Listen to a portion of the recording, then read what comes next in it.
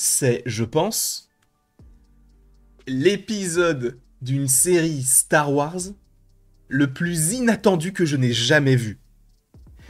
L'épisode est très bien, moi j'ai bien aimé, même si pour moi il y a un défaut, mais dans sa globalité c'était très cool, mais qu'est-ce que cette personne fait dans cette série? Si vous avez vu l'épisode, vous savez euh, de qui je parle. Sachez que si vous n'avez pas vu l'épisode en question, donc l'épisode... c'est l'épisode quoi? L'épisode 4 de Skeleton Crew, ou peut-être l'épisode 3, je ne m'en souviens plus. Si vous ne l'avez pas vu, quittez la vidéo dès maintenant parce que je vais vous en parler avec des spoilers en vous montrant des images.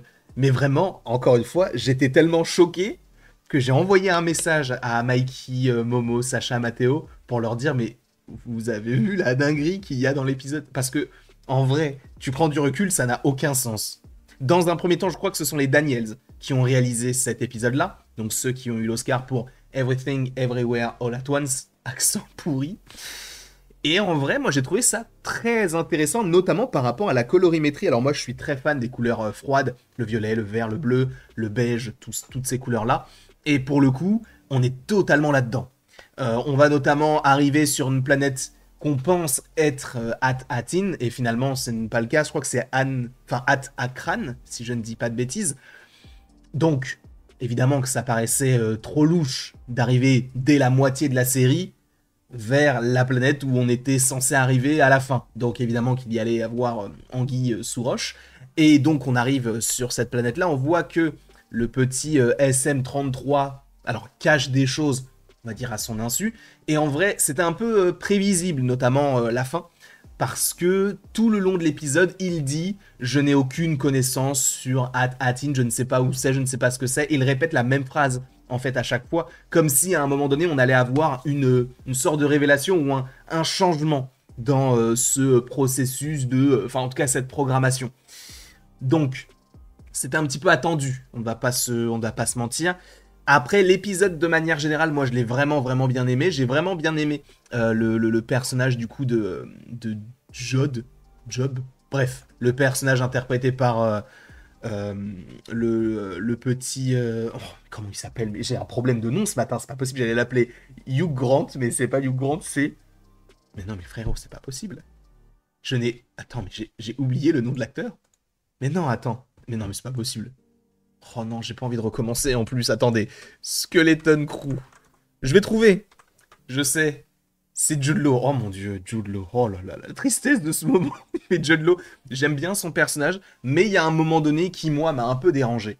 C'est qu'à un moment donné, il va se faire récupérer donc par un groupe, on va dire, rebelle sur Akran. Ils vont le récupérer et d'un coup, il va être libéré en libérant toutes les bêtes qui doivent être libérées. D'un coup, comme ça. Alors, j'entends que tu te dises, non, mais je les ai payés. Mais en fait, j'aurais aimé voir cette scène-là et j'ai pas l'impression qu'on l'ait eu. Donc, je trouve que c'est allé assez rapidement. On est passé on est récupéré à je suis libéré et j'ai tout sauvé. Je trouve que c'est allé un petit peu vite. Après, je l'entends, on est sur un épisode de 39 minutes avec 5 ou 6 minutes de générique. Donc, on est vite sur du 32 minutes. Et au début, il y a à peu près 2 minutes de previously, etc. Donc, on est sur un épisode en soi d'à peu près un peu plus de 30 minutes. En vrai, c'est peu, surtout si tu veux évoquer tout ce qui a été évoqué du côté de cet épisode-là. Encore une fois, j'ai bien aimé, mais moi, il y a un gros problème que j'ai par rapport à ça. Ce sont les enfants, je trouve. Alors, surtout Wim et Fern, je suis désolé. Alors, encore une fois, peut-être que c'est la direction d'acteurs, etc., et d'actrices, mais qu'est-ce qu'ils jouent mal? Ah, vraiment, et surtout Fern. En vrai, Wim aussi, mais les deux jouent très mal. Et en vrai, ça en devient même gênant. Vous savez, quand il y a ce dialogue entre les deux, où il lui dit « Non, mais c'est toi qui vas nous en sortir ». On n'y croit à aucun moment. Ce dialogue-là, je n'y crois absolument pas, parce que je trouve que les deux acteurs jouent très mal. À la différence, du coup, de KB et du petit bonhomme qui est juste en dessous de Neil, eux, je trouve que c'est plus cohérent.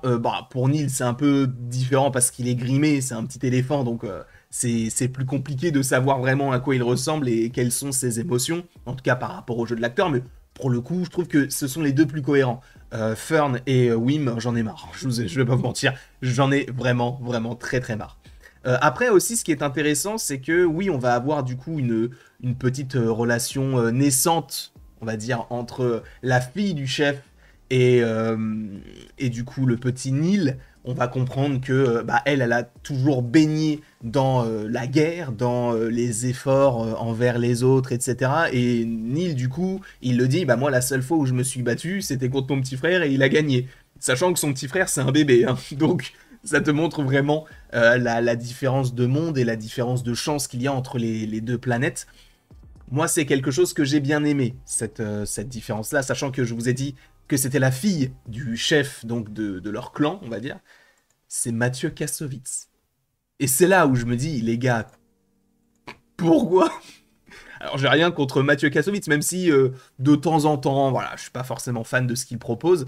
Mais Mathieu Kassovitz, après, il est connu, on va dire, dans le monde hollywoodien, puisque je crois que c'est évidemment lui qui avait fait La Haine, mais d'un point de vue, on va dire, mondial, il avait fait notamment Gothica, je crois, avec Holberry et Robert Downey Jr., si je ne dis pas de bêtises. Donc, il connaît un petit peu le monde voilà, il n'est pas étranger à tout cela. Et en vrai, ce n'est pas la première fois qu'on a un acteur français qui débarque dans une série Disney, hein, parce qu'on avait déjà eu notamment Gaspard Ulliel, Feu Gaspard Ulliel, qui était dans la série Moon Knight. Lui, du coup, il va pas avoir un très grand rôle. Je ne sais même pas si on va finir par le revoir. Mais en tout cas, oui, Mathieu Kassovitz est dans l'univers de Star Wars. On dirait un, comment on appelle ça le jeu où tu mélanges plein de mots là? On dirait un. Bon, on va dire un Gloubi-Boulga pour ne pas dire le nom du jeu.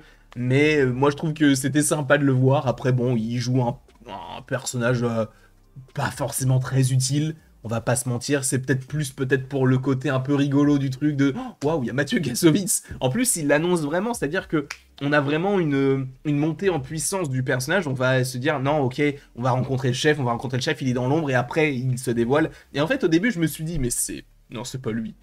Et quand je l'ai entendu parler avec son accent français, je me suis dit bah si, c'est lui parce que du coup, je regarde la série en VO. Donc quand on a un personnage avec un accent, on arrive à le distinguer. Lui, bon, il a un accent français. Bon, même si il parle bien en anglais, ça, il y a pas de souci, je serais personne pour lui dire le contraire.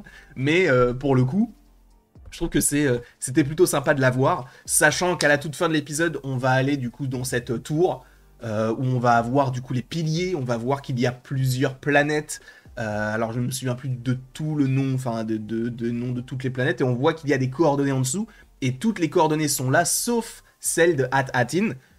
Et on comprend que c'est du coup SM33 qui l'a supprimé parce que son chef, donc le grand pirate, on va dire, lui a demandé de tout supprimer et lui a demandé de, si on te donne l'explication, tu démembres les personnages qui te demandent ça. Et c'est pourquoi il va s'attaquer du coup au groupe, parce que du coup Fern va avoir l'idée de contrôler un peu le petit SM33 qui va être désactivé du coup par le personnage de Jude Law. Bon, j'ai trouvé que c'était un peu prévisible ce moment-là parce que je me disais qu'il allait soit annoncer des trucs, soit se retourner et finalement il a fait un peu des deux. Je pense que l'épisode prochain va être plus intéressant sur cet aspect-là, sur l'aspect des révélations. En tout cas, je l'espère parce que là on est déjà à l'épisode de... C'est quoi l'épisode 4, 5 ? On est à l'épisode 5, 4, donc on est déjà à la moitié de la série parce que je crois qu'il n'y a que 8 épisodes, ce qui est déjà pas mal, hein. Mais donc il faut qu'il développe un petit peu ça. Je ne sais pas en tout cas ce que vous avez pensé de l'épisode, n'hésitez pas à me le dire dans les commentaires, n'hésitez pas non plus à aimer, à partager et à vous abonner si ce n'est pas déjà le cas. Et après tout ceci, il ne me reste plus qu'à vous dire à la prochaine pour la prochaine. Et encore une fois, merci beaucoup à vous d'avoir été présents. On se retrouve d'ici quelques temps pour de nouvelles aventures. D'ici là, passez une très très belle journée et la bise, tout simplement.